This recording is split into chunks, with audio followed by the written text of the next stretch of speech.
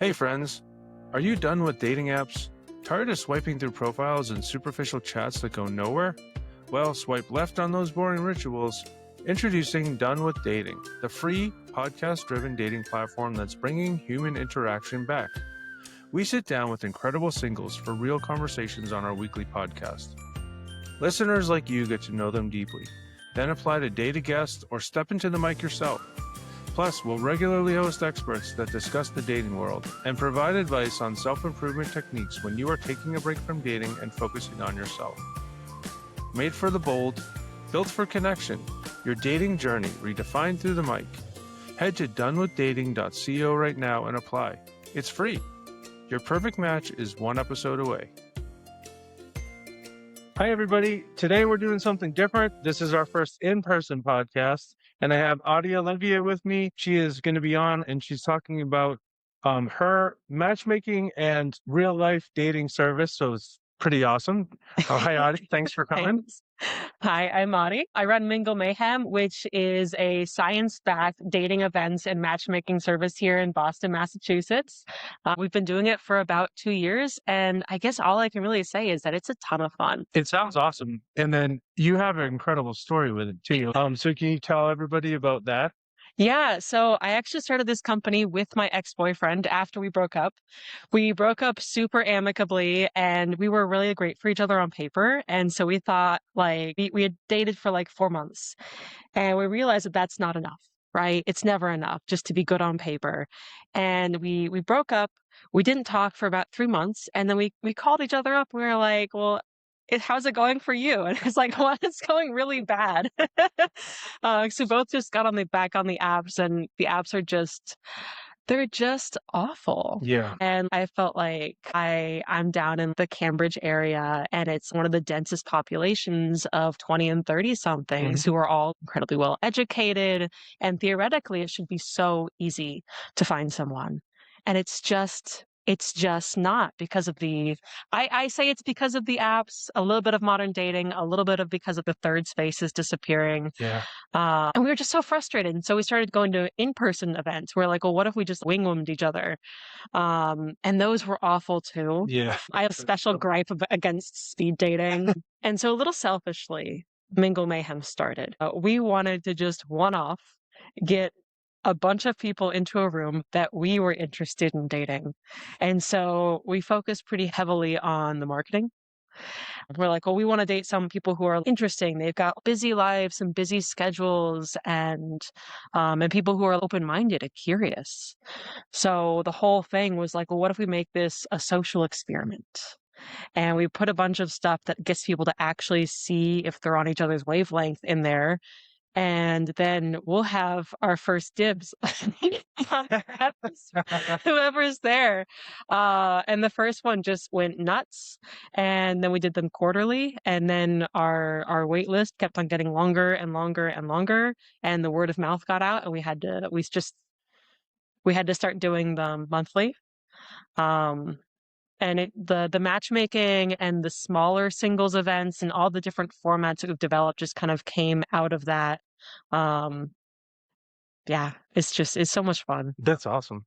Yeah. And so I really liked just seeing. And so the reason I reached out was because I was like, this is a really unique way for people to meet and be connected and things like that. And you talked about it actually already, about some of the singles events, like how it can be really awkward. And I went to a bunch of them as well. Mhm.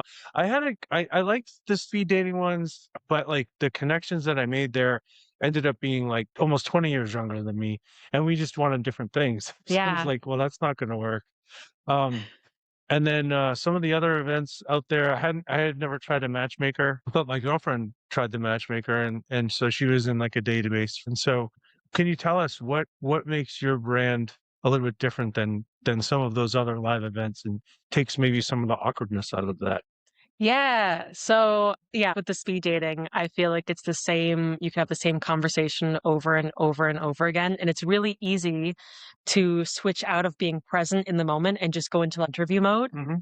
And I think that the being present is part of what makes you connect with other people.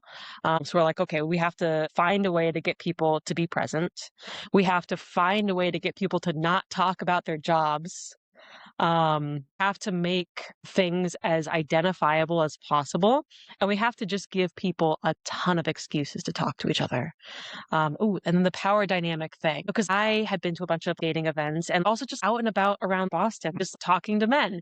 And there's such a power dynamic imbalance of when I would get asked for my number and I didn't quite want to give it. And then I felt like super pressured.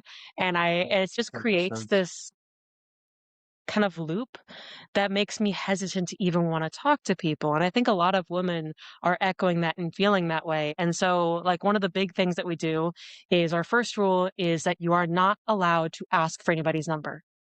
But we give people calling cards and they have like their preferred name and their preferred contact information. So it can be like their phone number, it can be like their Instagram handle. We've had people put their email. Okay. You know, it's so it gives the power back to people for Yeah. however they want to be contacted. And then you can kind of reframe success, because then success can be, oh my gosh, you know, I overcame a barrier and I handed someone that I liked my contact card, and like that's a success. Yeah. And then it reframes it as that instead of like, oh, how many matches I got, or how much, how really that, how many matches I got, which is how some of these events go. We try and keep them light. We try and keep them super fun. We never do one-on-ones. We always do kind of group things. So our flagship events are the mixers, the big single bashes. Uh-huh. And those ones are super fun. They're like 100 people in a room. And the whole format is, well, I can do half the effort. I can get you guys here. You guys have to do the other half of the effort. Right. You guys want to get your money's worth, right? So for the next 2 hours, the rules are going to be redefined. You can talk to whoever you want, and that is okay. You are allowed to leave a conversation, and then I show them how to do it because it's so awkward, right? It's so awkward to just like step back and leave a conversation. But at the end of the day, no one's there to just meet like one person. Yeah. Right? The goal is to meet as many people as you possibly can and have a meaningful conversation. Realistically, it takes about like 5 or 6 minutes to have a meaningful conversation, and you can only do so many of those in that 2-hour time frame. And people are real awkward at the beginning. It's like a middle school dance. Yeah. They come in there, you can almost see them separate to the sides. We experimented a lot when we first started this too. We bought food. Turns out singles don't want food. So It wasn't an enticement to bring them it there. wasn't an enticement to bring them there. We thought, oh, it'll give them something good. They'll nibble on Yeah. something. And so we bought nicer food the second time. We went to Dave's Fresh Pasta. Oh, Have you sure. been to Yeah. Dave's Fresh Pasta? Yeah. It's good. So good. Yeah. We got the nicest charcuterie boards they had. No one touched it. And then it was Then in you my had that fridge for for the days, next right? week. Yeah. Oh, that's funny. So it wasn't a total loss.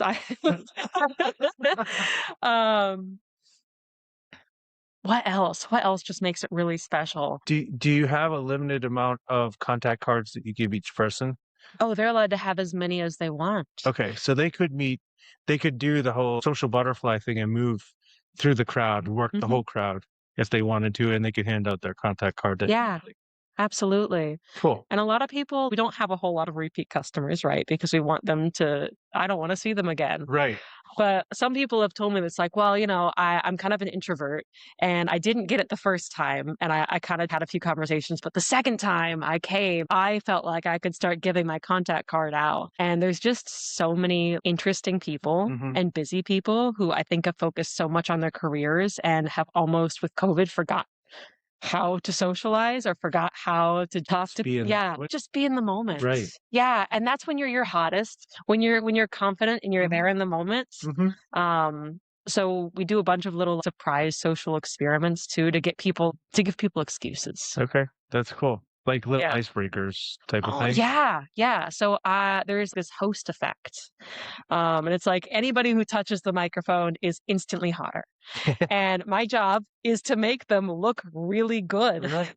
Right. So I bring people up on stage and it'll be a 30-minute segment and I'll just ask them questions and then just build them up And then ultimately, people go and talk to them. And about half the time, I do let them know I'm going to do this, right? That's Uh, fair. they're like, okay, if you say so, if you say this will be good for me, I'll go up there. But they always come back and they're like, thank you. Thank you for doing that. That was terrifying in the moment, but thank you for doing that. I met so many people. That's great. Yeah. It's fun. Yeah. I'm just going to keep coming back to that. I have such a blast hosting. I have such a blast lifting people up. Yeah. Well, and I was just listening to something today about people talking about how even just in regular interaction in social situations now, if you're, I mean, the elevator is different, right? Like everyone's quiet on the elevator, Yeah. but if you're in line, waiting for something like food or wherever, maybe 10 years ago, people would talk or strike up a conversation in a line. And now everybody's just in their phones. And there's probably a fine balance between being over talkative and talking to everybody and then just having like a good organic conversation while you might see something that you're interested in that someone else might be interested in too in the line, or some weird thing happens in the restaurant and you both talk about it, you know? Yeah. It doesn't happen as much anymore because everybody's down and looking in their phones. And so it's great that you can have these types of events. So a couple of follow-up questions I had for you. Do you see a lot of people bringing like a wing person? So like do women or men come in groups typically, or do people show up by themselves a lot? What does that look like? Women will sometimes come in groups. Men almost never come in groups, but the men who do come with a friend are always the best guys ever. Mm, Because that means that they're actually having conversations with their friends about their dating life. And I have seen that is just so rare with men. I always like to see that because they're usually just more emotionally in tuned, yeah. more open. Okay. And then the second part of this is, do you have any rules around phone usage while you're there? We don't have any rules around phone usage. We do have a code of conduct, which is boiled down to be nice. It's so vulnerable to come here. Right. Oh, yeah. Um, but most people aren't going to be, they aren't on their phones. We don't give them enough time. Okay. It's 20 minutes in between every time that I come call them all back to do another one of my stupid little games. And then I release them.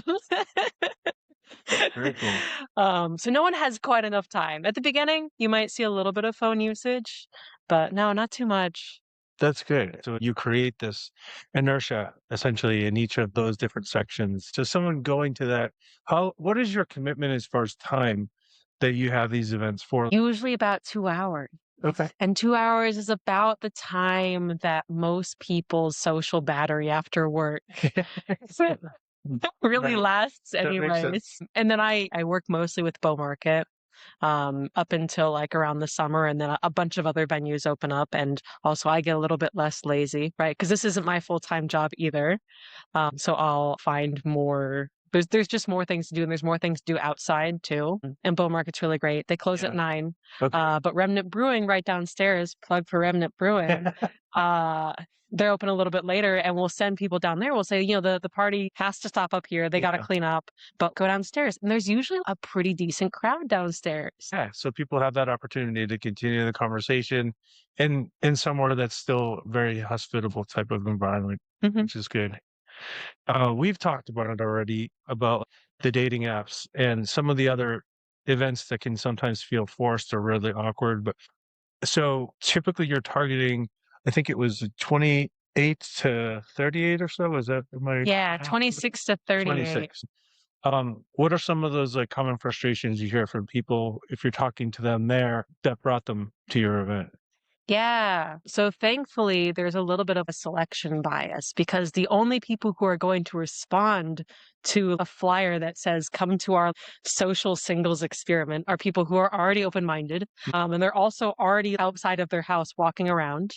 Um, and so those kinds of people are just already primed to be curious, already primed to be open minded. But I do see some of the same frustrations between the different sexes, which is really, really interesting.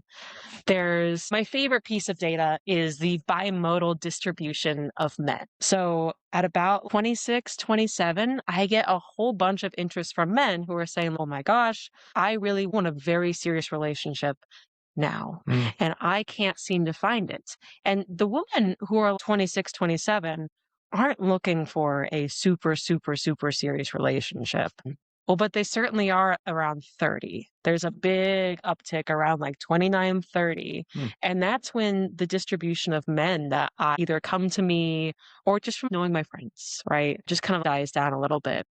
And we call this, I didn't come up with this. This is another matchmaker in the area. She's fantastic. Her name is Allie. She's amazing.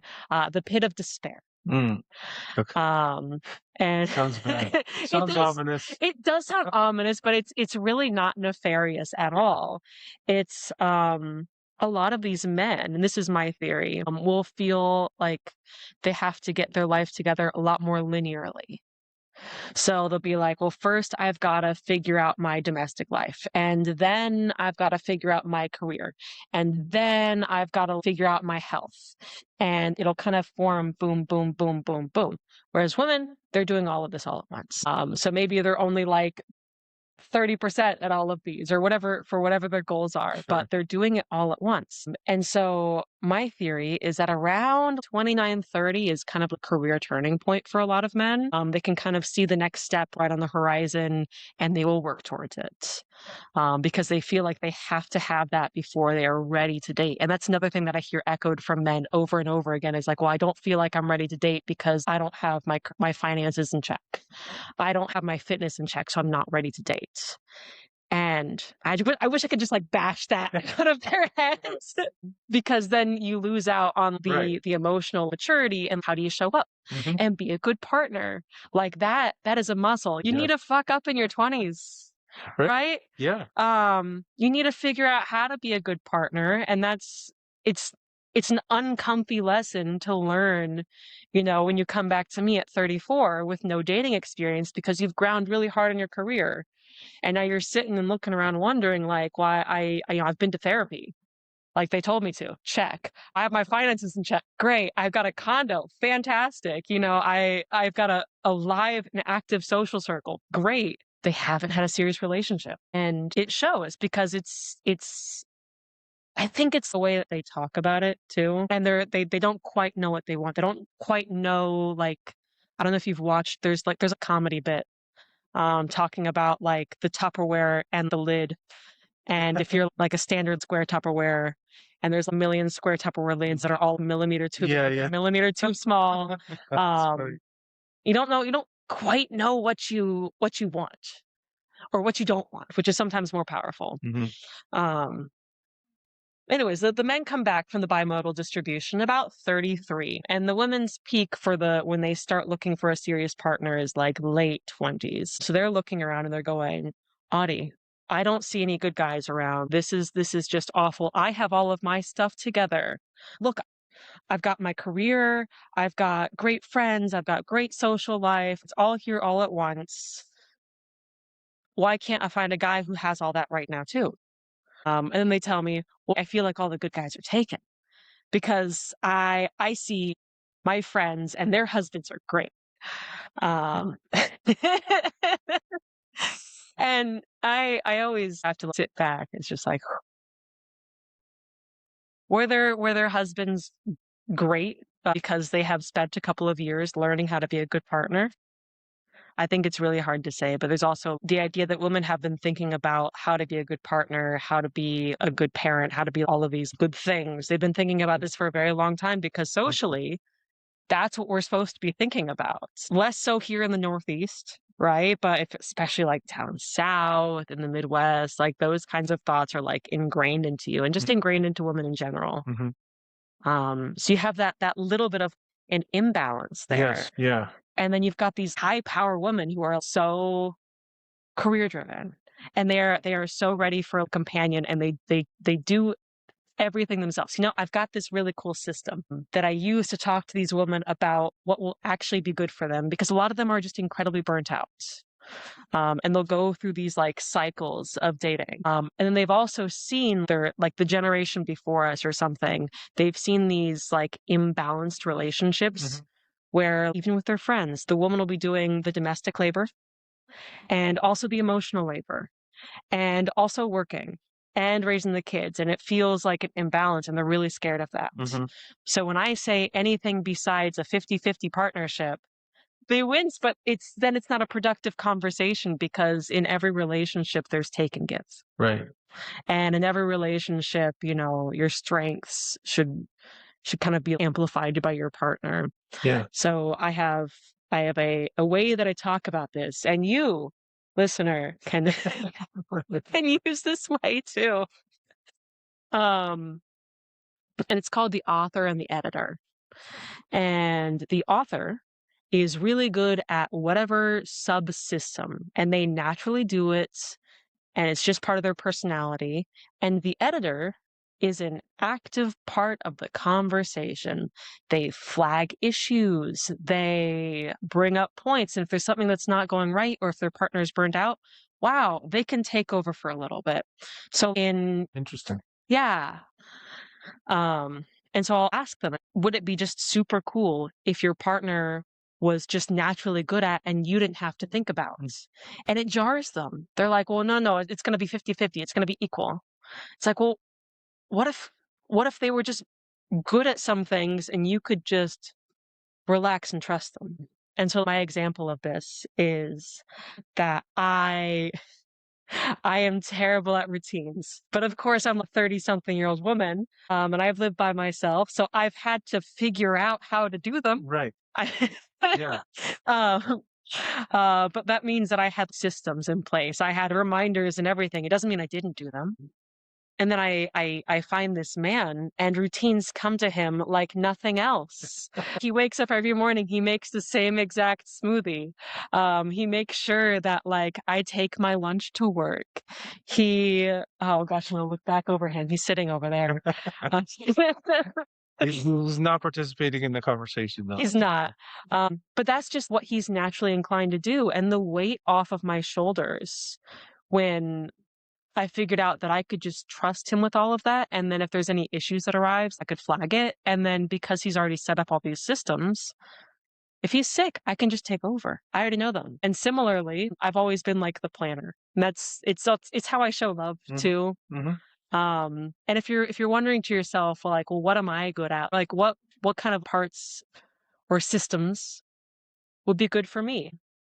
It's usually reflected in your nearest and dearest friendships. The ones that don't burn you out, the ones that just feel really, really easy are the kind of roles that you might naturally fall into. It's not always what you're good at in your job. And I work with a lot of women who they might be like therapists. I work with a really high number of therapists for what. Interesting. Yeah. I work with a bunch of scientists and engineers and therapists. And they get so burnt out because they're like, oh my gosh, I'm really good at being like nurturing and helping people out of their head and their emotions. And it's like, okay, well, is that what you want to be the author on? Usually the answer is no, but they fall into that pattern over and over and over again. So when they can sit back and step back and say, well, in my closest friendships, I'm actually the planner. I bring people together. I'm the nucleator. That's what I want to be the author on. Then you can start to get rid of the burnout cycle a little bit because you know what you're looking for. So processing what you've been saying there, I think that one of the big things I heard in terms of the groups that you work with are typically going to be within that, 26 to 38. You're looking at men who might be in their 32, 33 time frame, right? Yeah. Are now saying like, okay, world, here I am. I'm ready. I got it all built, right? Maybe some men that are younger too, that still are trying to figure it out, and you're trying to help them to say, you don't need to have everything 100% to be part of the dating pool. Yeah, right? it's good if you don't have everything figured out. Right. It's a lot easier to integrate someone into your life if it's not static. Yeah, especially if people take an iterative approach, like, hey, self-improvement is nonstop, and I had someone on the show a couple weeks ago, and she said, today's ceiling is tomorrow's basement, which is really a smart way of thinking of it, right? In terms of self-improvement. And it stuck with me because of that. So we talked about the guy side of this, but the female side, so you're talking about women who are about 28 to 30 as far as when they're kind of ready for this? Yeah, usually like 28 and then up to like 33, 34. Okay. So there is an overlap in terms of maybe some of the ages. Yeah. Do you see that typically the 28-year-old woman might be willing to look at a 33-year-old man? Or is a 5-year age gap at that point, is it like a lot? Because it wasn't for me. Like I think my wife at the time was like 2 years younger than me. But Yeah. it was okay if there was like up to 5 years difference. But what are you seeing now in terms of that? The women are still very okay with an age gap up, and there's a really interesting trend coming around. I told you that there's these younger guys who really want a serious Hmm. relationship. Yeah.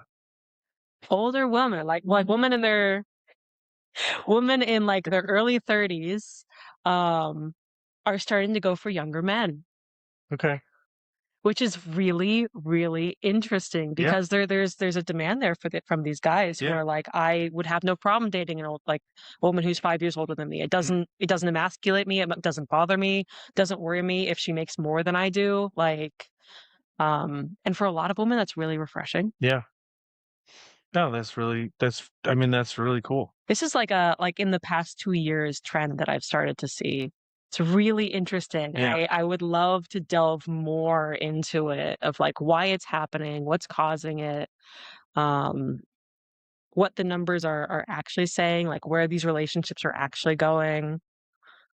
It's well, yeah, it's really amazing, and especially with your fondness of data that you can put these things together, right? So that's good. In terms of what you offer, you're offering these types of real in-person matchmaking sessions, but you also do offer coaching and stuff as well, right? I do, yeah. So I do coaching services and then I do the matchmaking as well. And the matchmaking just kind of happened naturally out of all the dating events because I would just go around and I would stalk people online and because I want people to feel comfortable. Right.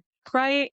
So I'd stalk them online and if I could find like a match or a connection, I would introduce them to each other like at the Yeah. event. And I've always been nosy. I've always been a busybody. So the matchmaking just kind of took off, and the coaching kind of came apart from that when I realized that people they wanted to dissect things, they wanted to talk about things, especially men who don't often have a group of friends that they can talk to about dating. Or Yeah. when should I call it quits on like the first, second, third date? Like how do I know if this person's good for me? Yeah, I don't remember ever having those conversations with my friends when we No. were that age. Like, I mean, we maybe a couple here and there, but mostly just about, how a person was, and that there was not that camaraderie that way, with me and my friends as we were younger. So I would imagine it stayed the same. And then you're there as a resource for them. So that's good. Yeah. Yeah. So could you tell everybody where they might be able to find you? Yeah, so you can find us at mingle.mayhem.boston on Instagram, or you can find us on minglemayhem.com. I also have the Wing Woman Instagram, which is Boston Wing Woman, where I talk more broadly about like dating trends and the data because I am a scientist, and I do love the data. My gosh, where else can you find me? You can find me at my event. So if you want to come and say hi, I always love saying hi. I could be the best matchmaker in the entire world, and it wouldn't be as good as if you just get yourself in front of a bunch of people. So the events are going to be all over Boston. How often are you doing the events? Um, Yeah, so we do them now like once a month. And then we have the vetted dating pool, which is like my little like pet project. It's like my favorite thing. Because if you're in my dating pool, like I've gotten to know you. You got like a 30-minute intake with me, which means that you are serious enough to talk about your feelings with me for 30 minutes and fill out a form, which really is it's self-selecting Mhm. for people who are actually like intentional.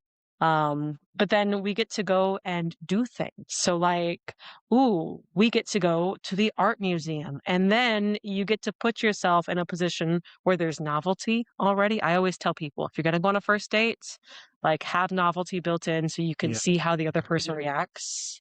The art museum's perfect for that. There's constant novelty. It's basically free. Dating is already super expensive. And I'm a community matchmaker, not like one of these hot shot, national reach out to you on LinkedIn matchmakers. I make sure that I actually get to know every single person that's in my database. So the dating pool does dating pool events where if you go there, because I think that all dating events kind of suck, even my own. Is the point is that you're going there and you're doing something that you already liked. So if you meet someone, great. Fantastic. If you don't meet someone, you got to do something that you already like doing. Right. Yeah. Makes sense. Yeah. Yeah. So what do you consider to be like your next iteration of what you're doing? Future events? Yeah. So I always like novelty. Each of the events is always different. I always have a new social experiment aspect to it where I'll try something out. But the one thing that we're doing differently this summer is that we've gotten so much fervor for like 40 plus events. So I'm working in partnership with this lovely woman, and we're going to be throwing our very first one in July. Awesome. Yeah. That's good.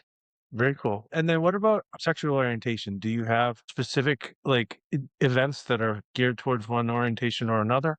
Yeah. So right now, all our events are heterosexual events. Whenever we do a queer event, we make sure that we're in partnership with a queer organization. Okay. Because, like, one of the reasons why my events are for, like, kind of nerdy, like, busy, interesting people is because those are my people. And that's who I understand how I can craft the nuances around this event to them the best, right? Like I even got like we do like a this or that game sometimes. And one of my questions is like Python or MATLAB. And it's like, oh, I know my people. They go to one side or the other. That's crazy. And so I think that I can really only be an event host for, the community that I understand the best. And there's so many nuances to it. Speaking of which, if you feel like there's not like the kind of people that you're looking for, you can just go and start your own thing. You can just run events. You can find your people and bring them to your events and serve your community. It's really not that hard. You just make a logo. People will take you seriously. It's true. It's true. Yeah. See, look, you got your logo. That's right. That's right. The logo means everything. That's how I get my guess. Very cool. Awesome. Any last minute thoughts that you have in terms of something you'd like to leave viewers with? All of your eggs in one basket. As much as I hate to say it, stay on the apps. As much as I hate to say it, they are a resource. As long as you use them correctly and you use them without burning out, it is a way to meet people. And success in dating is not something that you can measure. Right. I work with a lot of people who are very, very used to measuring their success based on like their job. And you can put work in and you can see measurable work out, or like they're going to the gym a lot. You can put work in, you can see the measurable work out. And it's really it's almost the opposite of that. You keep on putting more and more and more work in, you're gonna see that you're gonna start feeling awful. Yeah, that was totally. I mean, that's the thing. I went on a lot of first dates in like 2 years of being single, and it was like I felt the worst. Like further down the line, it was like eventually it's like I'm done. I'm just gonna focus on like self improvement. Yeah. Focus on my kids and just not. If I meet someone, great. You meet and if someone. not, fine. I'll be fine. Yeah, I think forget about the deadlines. They're made up. Forget about like the social pressures that you have. It's not helping you at all. I know it's a hard thing to say. Like just forget about it. But if you go out and you find community and you do the things that you already like doing, and you become the shiniest, glowiest version of yourself because you've built up a full, rich life. That's your best shot. And that will attract people. It will. It'll make you feel more confident when you're in just a public square or public space, whether you're at a Barnes and Noble and you see someone that you like, or some kind of sporting event and you are like, you know what? I'm just going to say hi and see Yeah, where it goes from there. So, exactly. yeah, excellent. This has been Thanks so for much being the fun. first host, like in person. Absolutely. Again, Thank it's you for- always an iteration. Like I'll be doing more with camera work in the future, but that's just what I got for today. So, Oh, I think yeah, this is a great setup. thanks. And thank you so much for having me on your show. Oh yeah, awesome. So if you're done with endless swiping and ready for something real, don't miss a single episode. Hit that subscribe button right now on your favorite podcast app and never miss the bold conversations that could change your dating life forever. Every week, we bring you incredible singles, excellent advice, raw stories, and real opportunities to connect, all for free. Subscribe today, apply at donewithdating.co, and turn your next listen into your next date. Your perfect match is waiting on the other side of the mic. It doesn't matter where you live. Someone local is listening and will want to date you. We'll see you in the next episode. Subscribe now.